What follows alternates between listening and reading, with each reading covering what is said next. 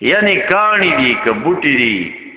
که اوخان دی که حیوانان دی دی هغه د شکایت مرجع محمد مصطفی صلی الله علیه وسلم ګرځي ایته دا علم ورکړی شوی دی چې دا رحمت د عالم مبارک به فرمایلم داسې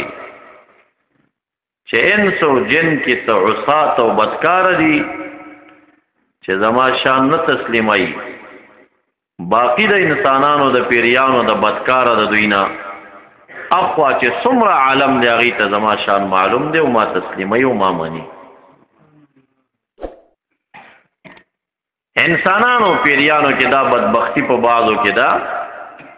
چې هغې د رحمت للعالمین د شان نا خبره دي لیوانو هم چې دی مبارک ته رجوع کړي یوه بانډه وه په هغه بانډه کې د صلح د پاره مبارک لاړه ماښام منځ وی تاسو مسجد نه لرئ وی نه وی دلته مسجد جوړ کړئ کاڼي واڼي کېښودل وی دا ستاسو مسجد شو کورنو کې شپه وکئ سار جمع ته به ټول راځئ زه به جمع در کوم دلته د دې چمګاوان چې څومره لیوان د الله شان ته ګوره دا څنګه پوه شو چې دلته رحمت للعالمین راغلی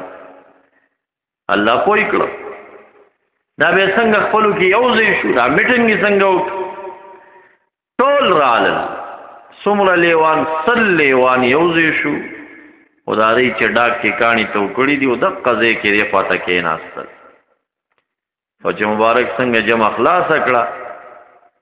چې ګوري داسې لیوان ناست او حدیث کې راځي وفود الذئاب ویدا د لیوانو سردارانو مشرانو جرګې ته راغلي وافد د قوم هغه چې د قوم ملک او مشر وي خلک یو ځای ته خبرې تلي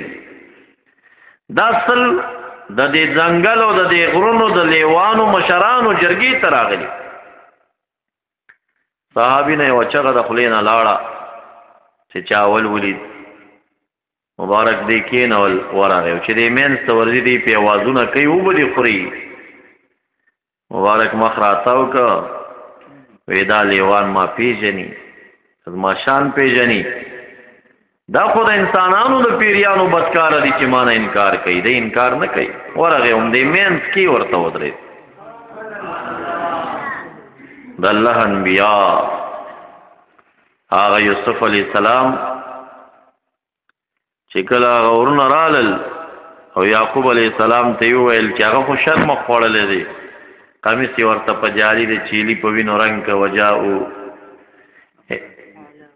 علی قمیصه بدم کذب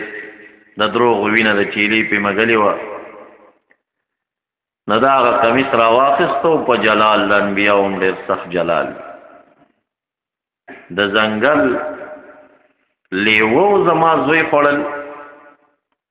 او هغه ته پته مو چې یوسف علیه السلام ته الله نبوت ورکوي او نبي چې دی نه خوره خوړی شي نه یې لیوه خوړی شي نه سپی خوړی هغه ته څوک حیوانات خو قانع وي هغه نو ډېر په جلال لاړ او دې ځنګل کې ودرېد او چغه یې کړه چې څومره دلته لیوان دې ټول راجم شي چې د ځنګل څومره لیوانو ټول ورته راغلل څه خدمت دی وی تاسو زما د زوی د یوسف علیه السلام هغه مو خوړلی دی هغه ټول ورته عذر پیش کړ یا نبی الله حرام کړی دی چې په مونږ باندې د نبی هغه جسد وخورو د هغه جسد مونږ خوړی نه شو ممنوع یو د هغې نه دا کار مونږ نه دی کړی نو مبارک یې د منځ کې ودرېده دا اصل لیوان چې رالل وی څنګه راغلی یې وی دې کلي کې چې ستاسو صحابه پیدا شول بس بیا مونږ میټنګ هغې ته وکړه چې د رسول الله د خاطره به د دې کلي چیلی بېځې مونږ نه ماتو یو کال کېږي مونږ د دې کلي یوه چیلی نه ده خوړلې دی نه تپوس وکړه یوه چیلی لیوه نه ده ماته کړې اوس تاسو راغلي رحمت د عالمي مونږ هم په عالم کې یو اوس مونږ چې دې غرونو کې پراته یو نو مونږ به څه خورو چې مونږ دومره خاطر د دې وکړه نو تاسو لږ جرګه ورسره زمونږ په ځای وکړئ دی ته ووایئ چې یو څه دې ومني یو چیلی دوه دې کال کې مني